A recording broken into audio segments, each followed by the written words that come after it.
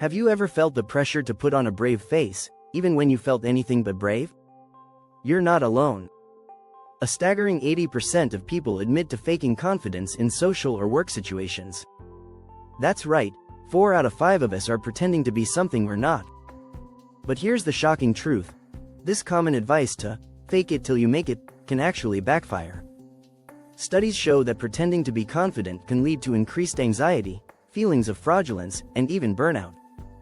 Instead of lifting us up, faking it can trap us in a cycle of self-doubt. In this video, we'll dive deep into why this popular mantra fails so many people. We'll explore how faking confidence can lead to skill stagnation, amplify imposter syndrome, and create a fear of failure that holds you back. Plus, we'll share simple strategies to help you embrace authenticity and build real confidence.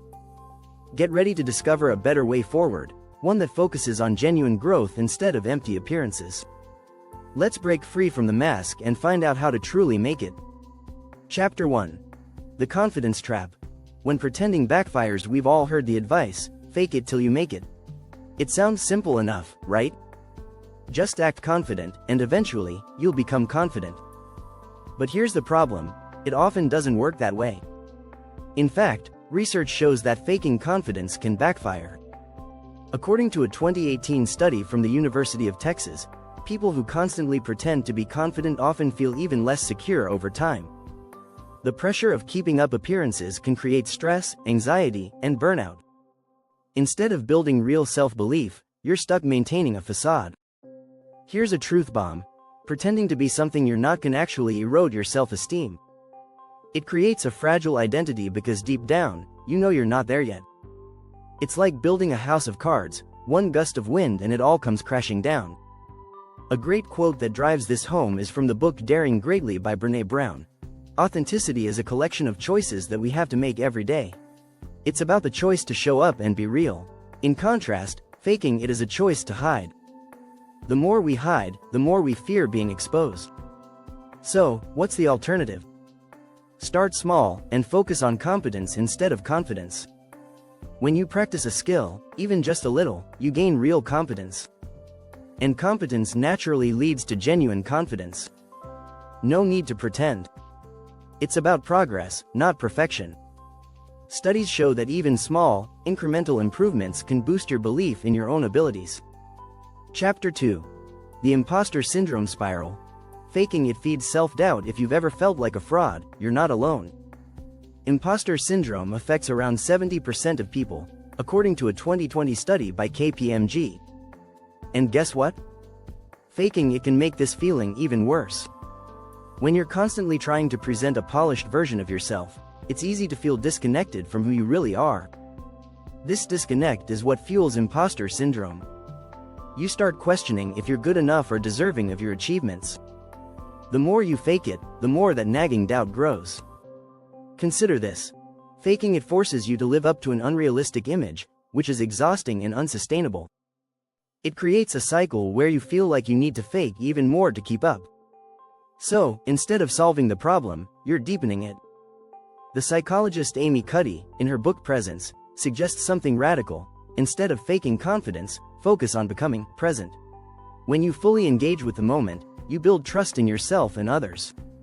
You're no longer pretending, you're simply being. She calls it letting go of the outcome and embracing who you are right now, flaws and all. Here's a strategy to break the cycle. Embrace the discomfort. Instead of hiding behind a mask, lean into those feelings of uncertainty. Acknowledge them. Studies show that when we accept our emotions, they lose power over us. This creates space for real growth, where confidence emerges naturally as a byproduct of facing challenges head-on. Chapter 3. Skill stagnation. The hidden cost of faking it. One of the most damaging effects of faking it is skill stagnation. When you focus on appearing successful rather than actually learning, you stop growing. And personal development is all about growth, right? Let's look at the research. A study published in the Journal of Experimental Social Psychology found that people who focus on looking competent often avoid seeking feedback, which is crucial for learning. They don't want to risk exposing their gaps, so they stay in their comfort zone. But guess what happens when you stay in that zone? You stop improving. Here's the catch. Real progress comes from making mistakes. When you're constantly pretending, you're less likely to take risks, and risks are where growth happens. In Mindset, psychologist Carol Dweck explains the difference between a fixed mindset and a growth mindset. Faking it fosters a fixed mindset, where you're focused on proving yourself, while a growth mindset encourages you to learn and evolve. The latter is what drives real success. Here's a better approach. Focus on mastery, not performance. Instead of worrying about how you appear to others, concentrate on mastering the skills that matter to you. Research shows that when people are intrinsically motivated to learn, they not only perform better but also feel more satisfied. A 2017 study from the University of Chicago found that people who focused on learning goals had a 25% higher improvement rate in their skills than those who focused solely on performance. To put it simply, stop faking it and start learning. Seek out constructive feedback, even if it's uncomfortable. Push yourself to try new things, even if it means failing at first. Over time, you'll build real competence, which leads to real confidence, no pretending required. If you're finding this content valuable, consider subscribing for more insights on personal growth and development. Chapter 4. Authentic Growth versus Surface Success. Why real is the new resilient? It's easy to get caught up in chasing quick wins and surface-level success. But here's the thing. Real success is rooted in resilience, not appearances. When you fake it, you might achieve temporary gains, but they don't last. Resilience, on the other hand, is what keeps you moving forward when things get tough. The problem with faking it is that it often leads to shallow victories. You may impress people in the short term, but if you haven't built the real skills or mindset, you're setting yourself up for failure later. According to research from Stanford University, those who focus on developing resilience, rather than simply achieving success, are more likely to thrive long term.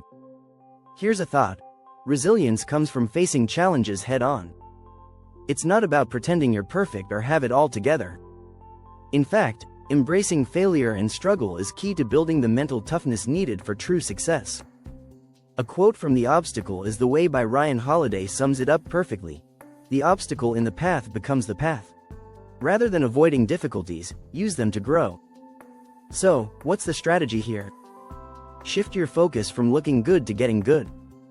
Stop worrying about how others see you, and start focusing on real progress. Challenge yourself to step outside your comfort zone. Resilience builds when you push yourself and learn from setbacks. Studies show that resilient individuals are 60% more likely to achieve long-term goals because they stick with it, even when it gets hard. Chapter 5. The Ego Trap. How faking it fuels the fear of failure. Here's a surprising truth. The more you fake it, the more your ego takes over. When you're constantly pretending, you're not just trying to fool others, you're also trying to fool yourself. And that's where things get dangerous. Why? Because when your ego is in control, you become terrified of failure. You don't want to lose the image you've created. Psychologist Carl Rogers once said, "The curious paradox is that when I accept myself just as I am, then I can change." This means that the more you resist your imperfections, the harder it is to grow. Faking it forces you to guard a false image, making you afraid to take risks or show vulnerability. You become more focused on avoiding failure than on seeking real progress. A 2019 study from Harvard Business Review found that those who let their ego drive their decisions were 30% less likely to achieve their full potential because they prioritized protecting their image over real growth. So, what's the solution? Check your ego at the door. Accept that failure is part of the process, and learn to detach from the need to appear perfect. A great strategy is to practice what psychologist Carol Dweck calls self-compassion. Studies show that people who are kind to themselves when they fail are more likely to bounce back and improve. When you stop pretending, you stop fearing failure, and that's when real progress happens. Chapter 6. Breaking the Cycle. From pretending to purpose-driven progress. Now that we've uncovered the problems with faking it, let's talk solutions. How do you shift from pretending to making real, purpose-driven progress? First, stop focusing on external validation. It's easy to get caught up in what others think, but real personal growth happens when you start focusing on your own purpose and values. According to Simon Sinek, author of Start With Why, people don't buy what you do, they buy why you do it. That same principle applies to personal development. When you align your actions with your core values, you find more meaning and motivation. Second, take action with purpose. Purpose-driven progress is all about setting meaningful goals that are aligned with your values, rather than goals that just look impressive. A 2019 study published in Psychological Science found that individuals who pursued goals driven by intrinsic motivation, goals connected to their core beliefs, were 40% more likely to persist in their efforts and feel fulfilled by their achievements. So, how do you put this into practice? Start by identifying your why. Why are you pursuing a certain goal? Why does it matter to you? Once you have clarity on that, set small, achievable goals that move you toward that purpose. Research shows that breaking down big goals into smaller steps increases your chances of success by 20%. Finally, embrace progress over perfection. Stop trying to appear perfect. It's not sustainable, and it doesn't lead to lasting success. Instead, focus on consistent, purpose-driven actions. Even if they seem small or imperfect, they add up over time. A famous quote from James Clear's book Atomic Habits sums this up: "You do not rise to the level of your goals. You fall to the level of your systems." Building a system of purposeful actions is what will lead you to real, lasting success. Thank you for joining us on this journey. If you found these insights helpful, don't forget to subscribe for more tips and strategies on authentic personal development.